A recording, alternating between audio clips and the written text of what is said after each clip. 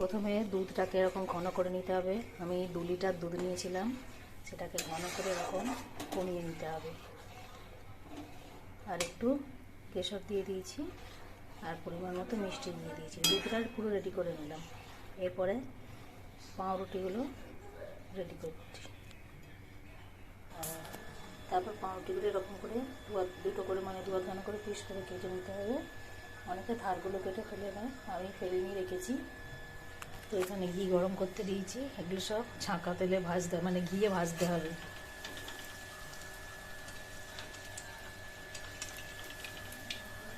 পাউরুটিগুলো দেখো সব ভাজা হয়ে গেছে।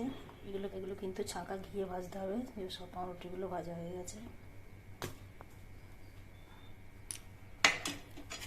2 লিটার দুধ নিয়েছিলাম, এটাকে জাল দিয়ে এরকম ঘন করে রেখেছি। এবার রেডি করে নিয়েছি, এরকমভাবে থালায় সাজিয়ে নিতে হবে। নিয়ে এবারে যে দুধটা জাল দেওয়া ছিল এটা এর উপরে এইভাবে ছড়িয়ে দিতে হবে।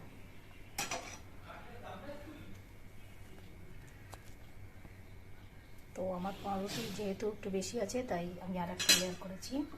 এইভাবে কারো যদি না থাকে সে সিঙ্গেলেই এটা করে নেবে।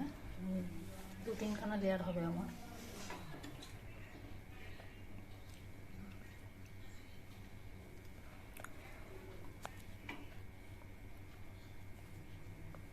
তো ফাইনালি রেডি হয়ে গেছে পাউরুটির শাহী টুকরা। এবার শুধু খেয়ে দেখার পালা কেমন হয়েছে।